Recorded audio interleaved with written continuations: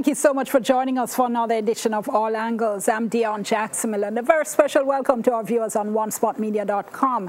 Now, during the passage of Hurricane Irma, there were lots of concerns about the information, or perhaps I should say the lack thereof, that we're getting from other Caribbean countries. Countries like Antigua and Barbuda, countries like the British Virgin Islands, which were badly hit by the hurricane. Questions as to why we don't have a more effective system of regional news gathering. We're talking about that this evening, along with the issue of what I might call extreme reporting. Reporters out in the rain, out in the wind, trying to bring us a story. How much of that is necessary? Or is it really just about the ratings and the, as they say, sensationalism? Joining us this evening to talk through those issues, we have Chief Executive Officer of the RGR Gleaner Communications Group, Gary Allen. Of course, this station belongs to that group. We also have with us lecturer at the Caribbean Institute of Media and Communications, Carrie Faye Ellington, as well as the operations manager of Jamaica News Network, Michael Sharp, Jane, and of course also a part of the RGR group. First though, before we go to our guests, here's TVJ's Vashon Brown with this overview.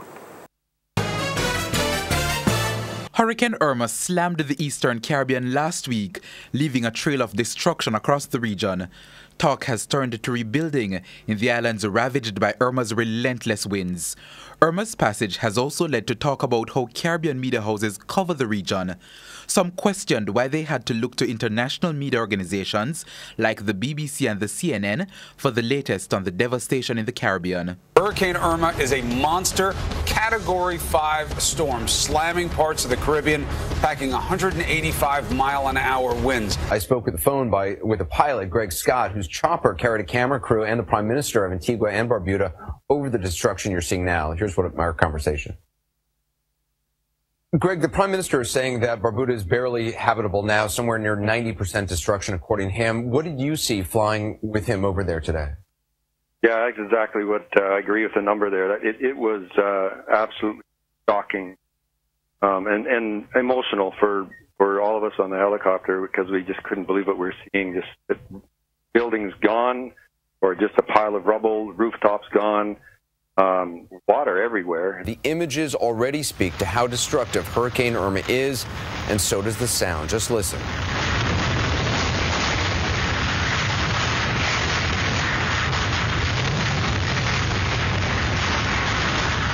That image is from St. Martin. The island got hammered. So did nearby St. Bart's.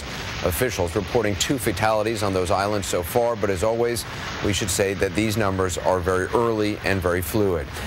You said 95% of the structures are damaged. How many of those are completely destroyed? In my estimation, probably about 20%, 30% of the properties were totally demolished. The island of Barbuda was once a Caribbean paradise. Now it is lost. Hurricane Irma has reduced it to rubble. This unverified video apparently showing winds of more than 180 miles per hour hitting the tiny island of St. Martin.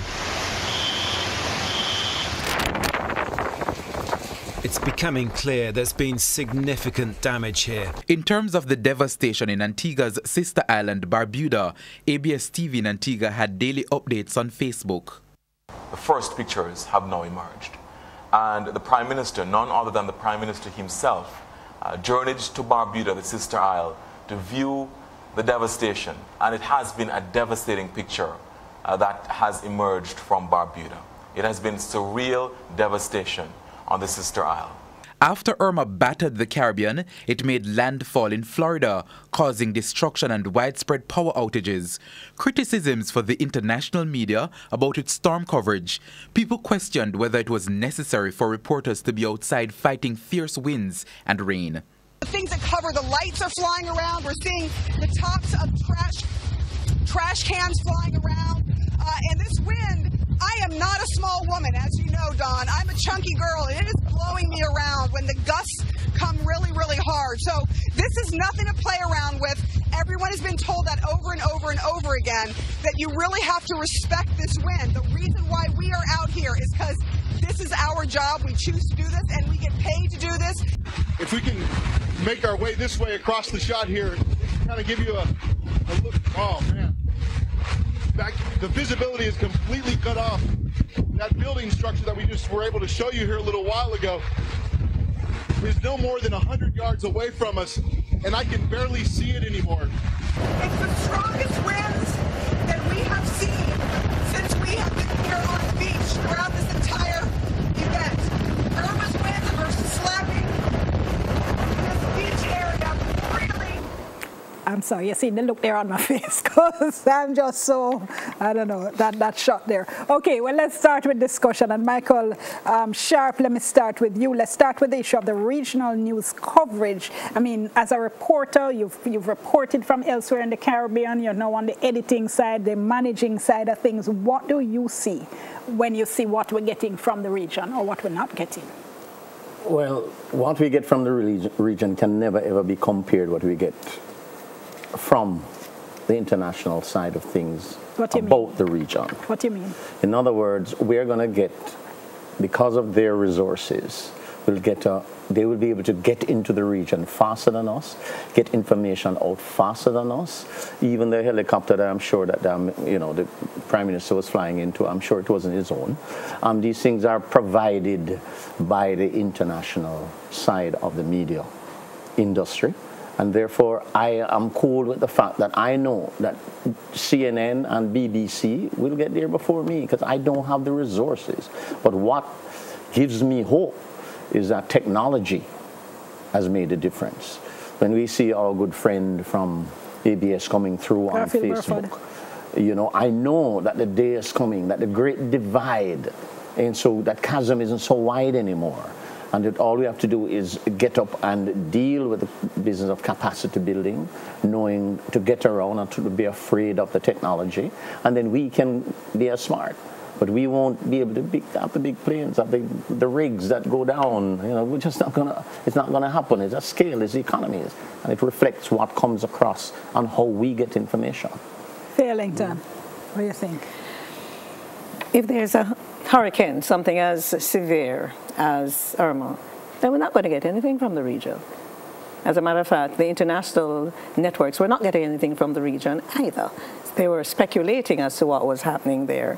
So we have to look at the enormity of what the extreme situation is and recognize that when you have winds howling, you have rain coming, so transmitters are going to go.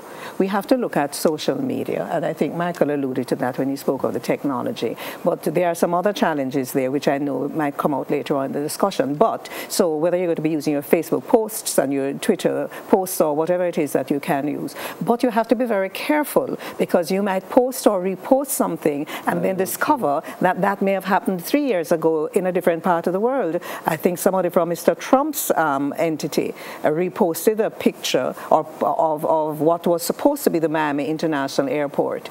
And it wasn't, and many people thought it was as well and reposted that too. So it is, when you have severe weather like a hurricane category 5, everything is going to go down. And there are people who might be able to stay on with their generators or whatever, and they're going to be using the social media to get the information out. Carol Beckford did a very good job, Jamaican in Antigua, but I'll leave it there for the time being. So Gary Allen, does that mean we need to resign ourselves in terms of what we're getting now? Well, actually, I don't think so. I think that we need to make more effort. If we take it and look back, my first overseas assignment for RJR was in 1990, Hurricane Andrew in the Bahamas. And they didn't allow me to come back. They asked me to go on to Miami because of the Jamaican population there. I think that we have regressed in the region because of some fundamental things. CARICOM is getting older and also getting less effective. If you are trying to get into Antigua to do something about what happened in Barbuda, Antigua was spared. Their airport was able to be open the next day. But from Jamaica to Antigua, which is a 2-hour flight, if you can get a flight, now Caribbean Airlines only flies twice a week. So if you miss the flight on Tuesday, you can't get in there again until Sunday. So in order to get to Antigua to try and do any kind of reporting, because as a media manager, I would have had no difficulty if my staff could get in to send someone there because there are many Jamaicans there. And apart from that, we are in the region and there are people here from the Caribbean who want to know. But they would have had to fly up to Miami and then next day fly down to Antigua. And Miami wasn't open this time around. So we have seen a lot more talk about CARICOM and a single market and economy, and a lot of things about hassle-free travel, and we have heard about removal of restrictions for people to work in different places. But the actual movement is less now. You cannot get into Antigua in under 2 days if it's not the 2 days of the week when Caribbean Airlines fly. And the same applies to getting into St. Martin. It goes to St. Martin twice a week. So sometimes to get to St. Martin in a hurry, you have to take Copa Panama and fly to Panama City and then fly back up to St. Martin if that is what you want to do. Intra-regional travel has gotten so much worse at a time when people in the region are trying to get more. And even with the technologies that we have, we introduce the unreliability of user-generated content and mischief makers and how you verify things like that. You don't want to lose your credibility by reposting or actually working on something. But could I make one other point, though? Hold on, I have to go to the break. Sure. So let's go to the break. We'll come back. We'll pick up a number of issues there we want to pick up on. Remember, you can tweet along with us at TVJ All Angles. Stay tuned, soon come.